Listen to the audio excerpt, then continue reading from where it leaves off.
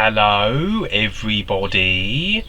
Today I'm going to be sharing a real side dream experience from my book Chronicles of a Cosmic Space Case. Dream 8.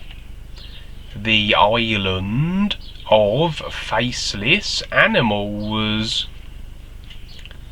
I began this dream in the company of another individual.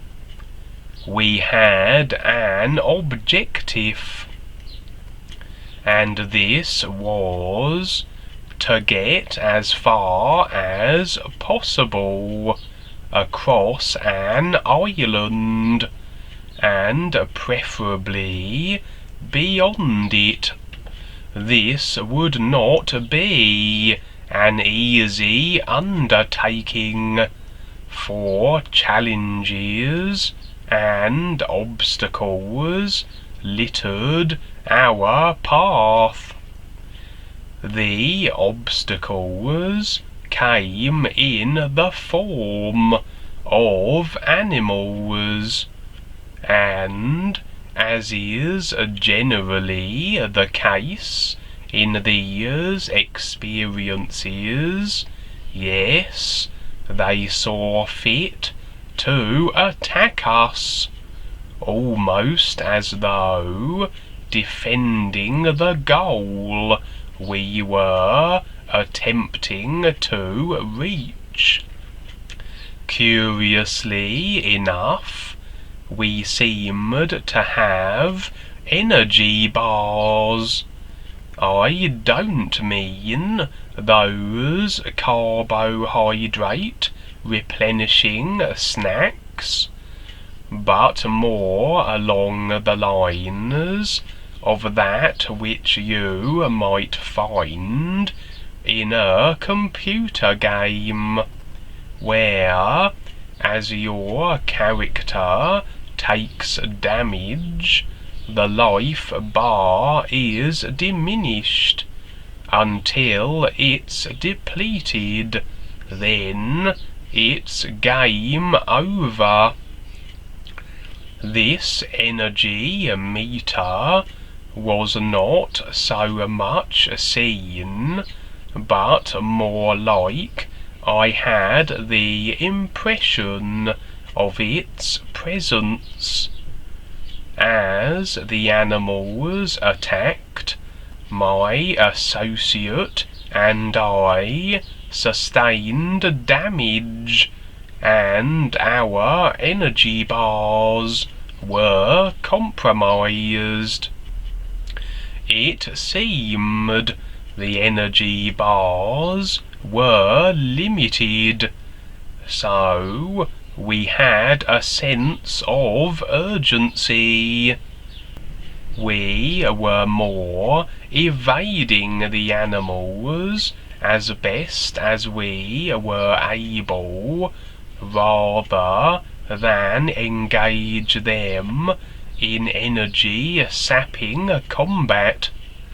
Also, all the animals seemed to be absent of their faces, but this didn't seem to hinder their effectiveness in any regard, for they were assailing us as effectively as though they did not lack the senses to detect their targets.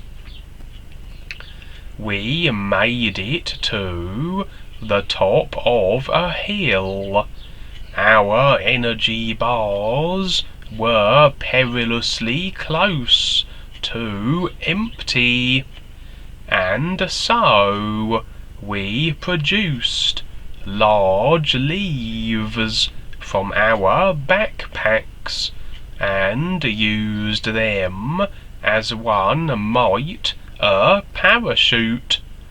launching ourselves from the hill, holding our leaves to allow us to sail gently but assuredly down to the land below and beyond the reach of the faceless animals.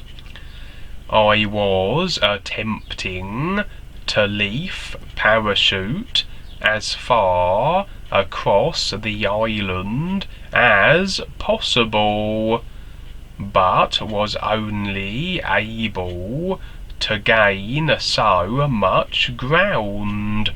Another hill snagged my leaf, and I was forced to land.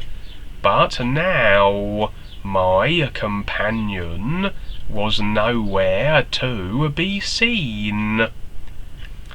There were also huge multi-floored buildings dominating the area I now found myself in. As I watched, another individual ran headlong into one of these buildings, smashing through the foundations and bringing it to the ground. He would emerge unharmed and continue with this novel demolition technique and bring down further buildings in this manner. I took my cue from him and did likewise.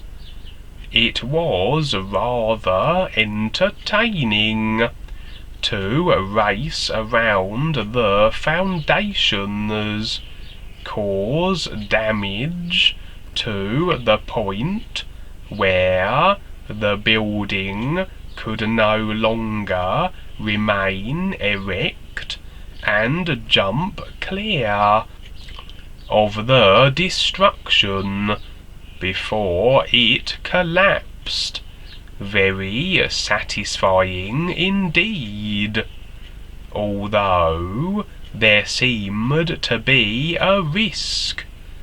As I was doing my Wreck-It Ralph activities, I became aware that every time I did this, I had a limited amount of time to get clear of the building before it collapsed.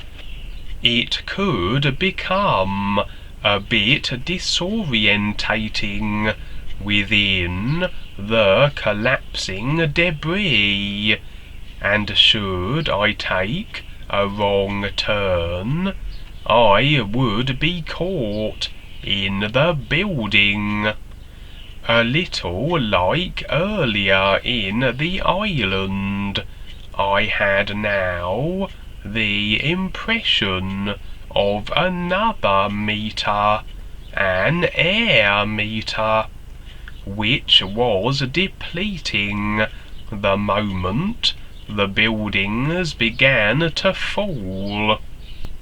At one point, I became trapped in a building, confused as to my direction, and my meter ran out, and I suffocated, effectively bringing an end to the experience. Just before I awoke, a few little graphs of information swam into my awareness, indicating my degree of success. seems I was being marked as to my building destroying effectiveness. The results weren't too bad, but room for improvement is what I read from these graphs. I would take this whole experience to be a gauge on where I am with my awareness and my process, and to the extent I have successfully removed attachments and agreements. The faceless animals were expressions of my personal attitudes. They were all attacking me, the real me, because they fight to cling on to what they are, the self-convinced personal self, very strong after millions of lifetimes, fighting vehemently to maintain itself. They are faceless. They cannot see. I took this to demonstrate they lack awareness, which further enforced my contentions of what they represented. My self-convinced, awareness lacking personal self. I only fought them for so long. Perhaps it's easier to just let go than constantly battle and struggle with the personal self. Or perhaps the energy meter suggested there is only so much time to work through the personal self before the agreed upon implosion of creation. So, having felt I had worked through my personal self sufficiently, I was onto stage 2, to now see the results and determine my connection to my awareness and real me. And so I began to bring down the huge buildings of attachments and agreements.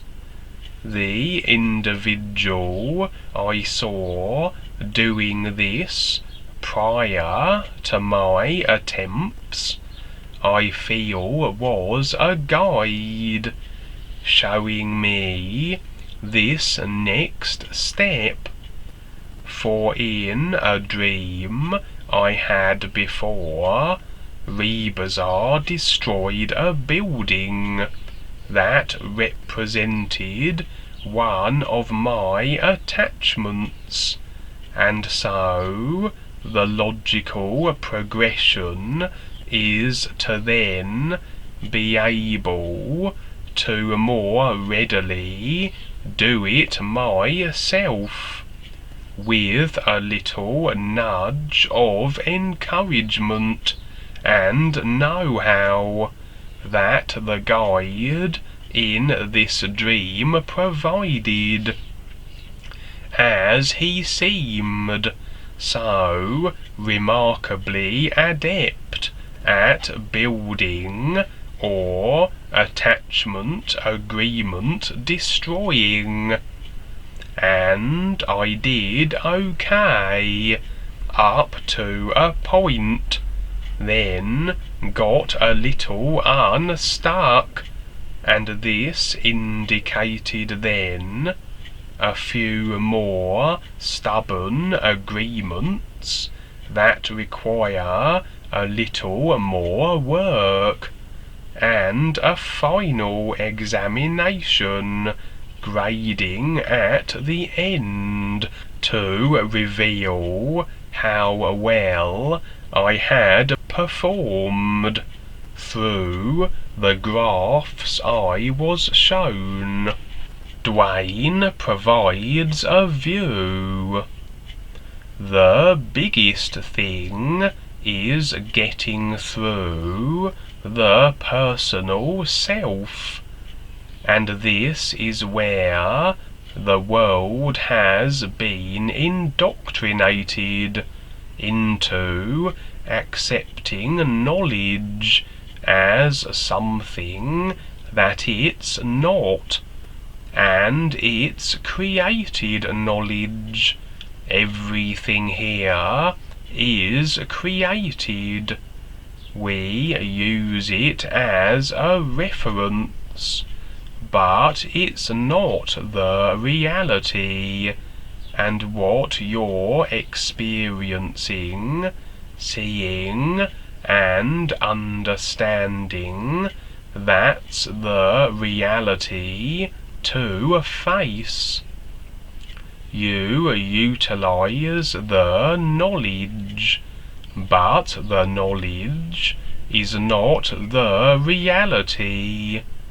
Your real awareness is, and this is what the world does not see, because everybody is kept to a one-dimensional position.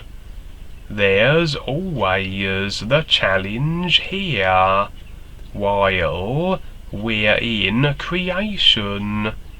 There's always the influence, and to be aware of it, and how to deal with it. It's not that we completely get through it. There's always something here, and at the same time also, the big challenge is to recognize a real purpose with the whole of life, and stepping up, doing something, and taking the bigger risk. And so, sing the new you song, watch your dream visions, and let the whole of life and the real universal guides show you what is real now. New